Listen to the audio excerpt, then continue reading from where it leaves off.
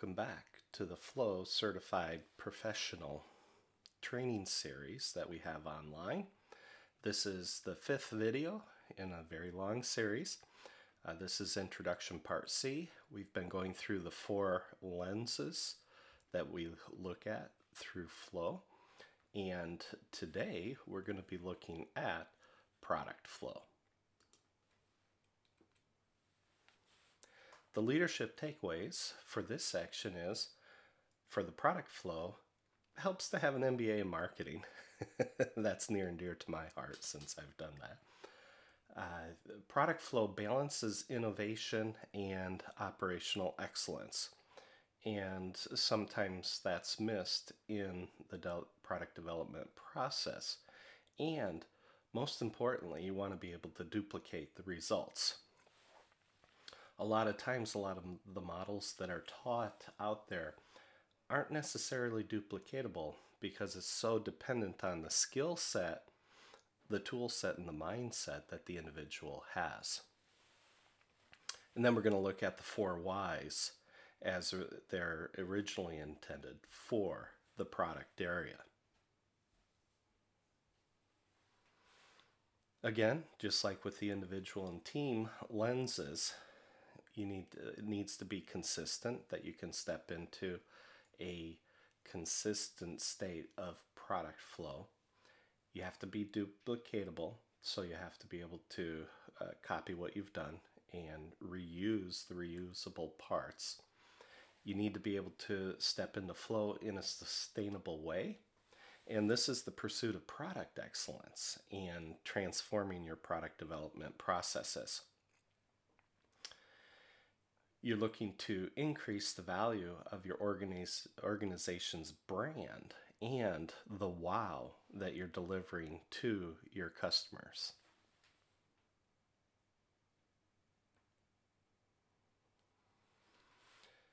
Very often it's missed that innovation and operational excellence need to be balanced. So this includes your product development process and product lifecycle management. Many times I'll use 3-letter acronyms. You'll have to forgive me for that. I've been a victim of my environment, and so I use often 3-letter abbreviations.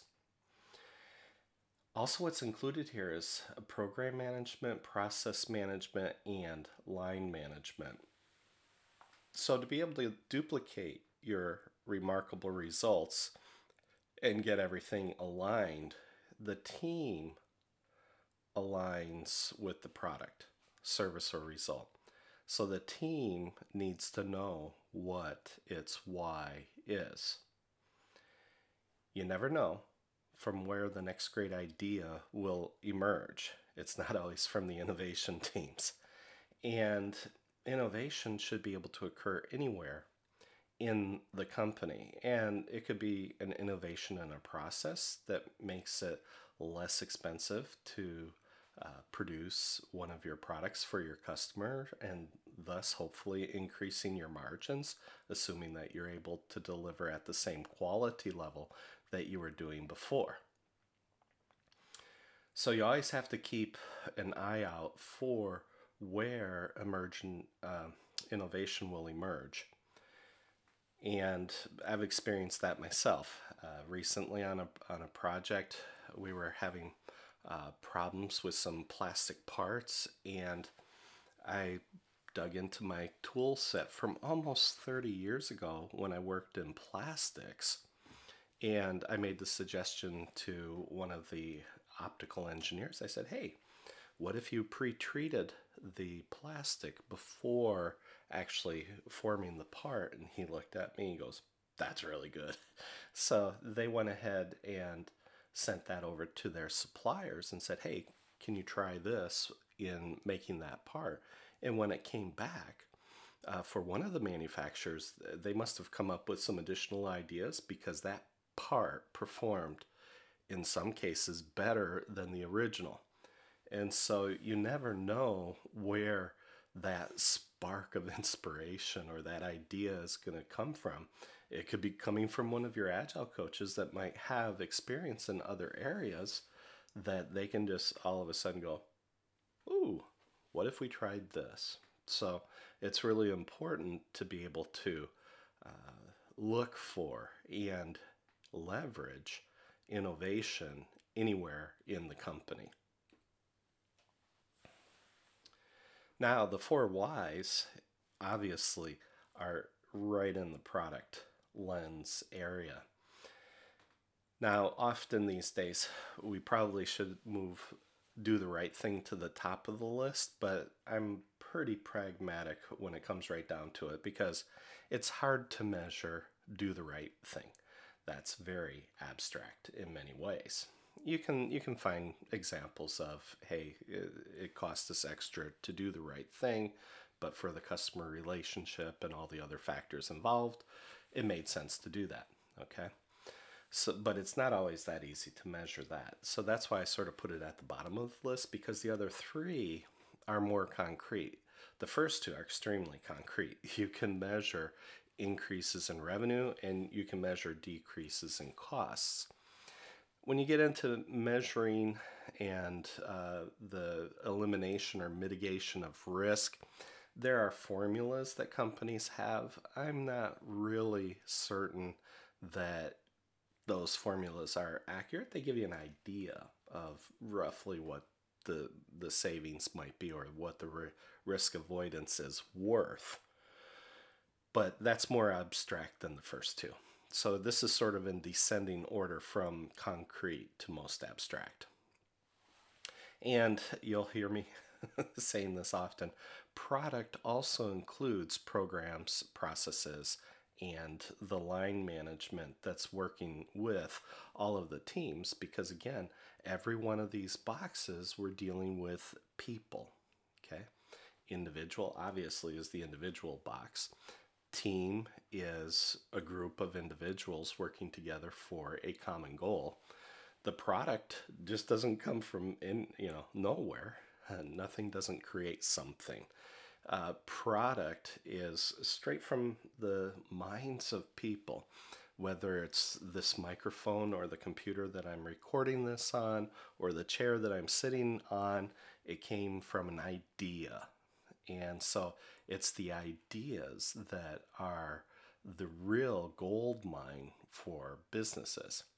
But going back, these are the 4 primary reasons an organization buys or builds a product, service, or result, and or does a project, because a project is usually trying to achieve some kind of result, and ultimately it might be a product or a service. Often it is, and many times they will group those into programs, because with larger manufacturing companies, you can have 20 teams with 250 people in various roles, processes, and functions working together as a program to create a product for the market.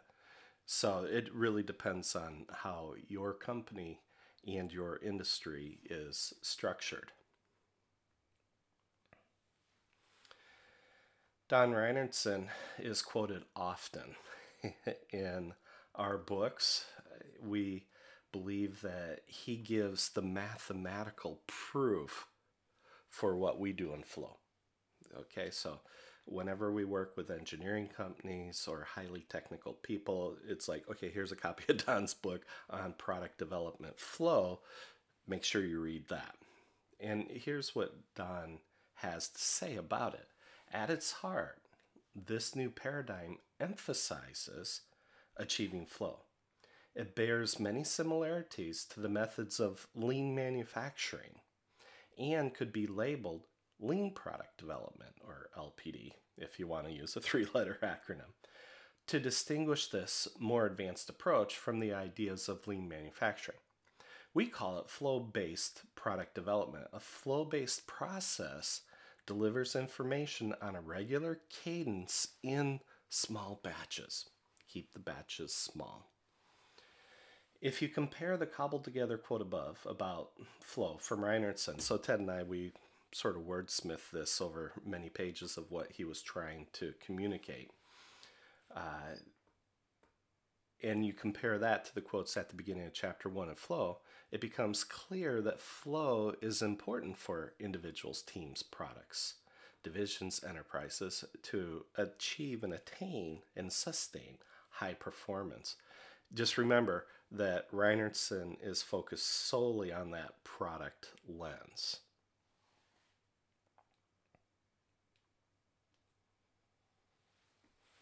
So, as a recap for product flow, it helps to have an MBA in marketing. I should probably step back here a little bit because a lot of people in Scrum and Agile, if you're a certified product owner from Scrum, for example, a 2-day course simply is no comparison to doing a 2.5-year MBA in marketing.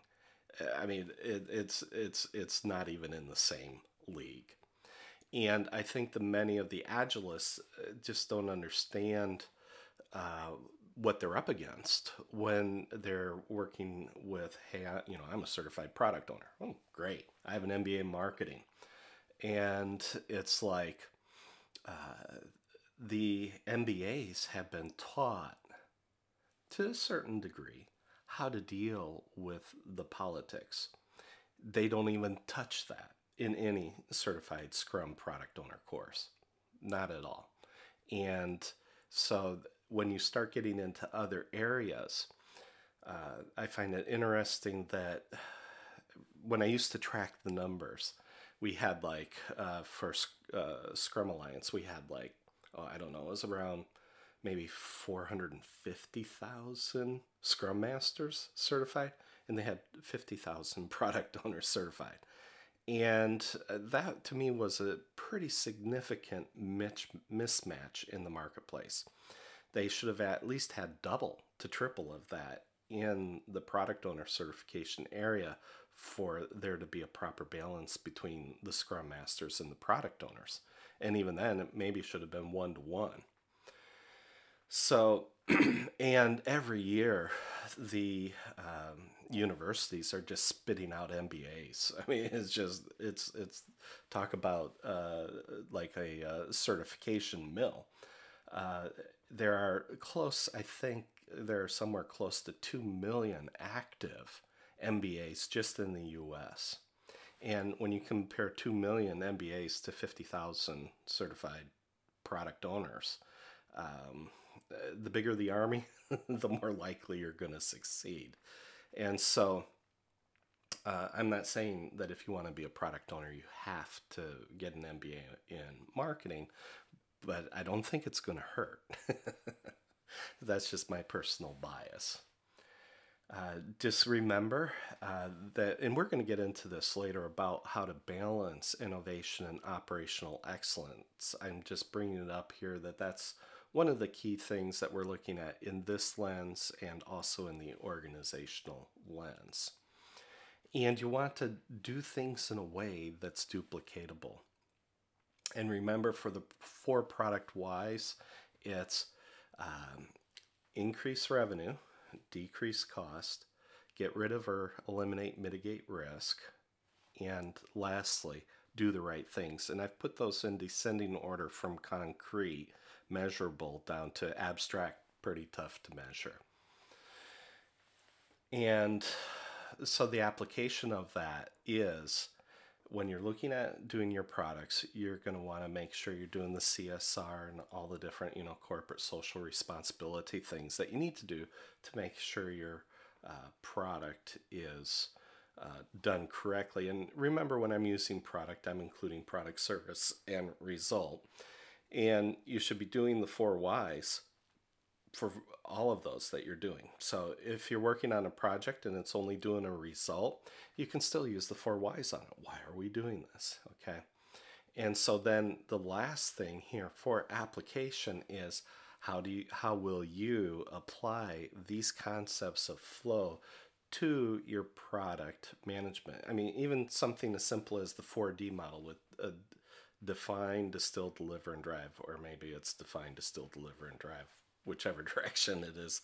I guess we always have to do things a little backwards on the camera here. If you don't get your definitions right, you're not going to distill agreement.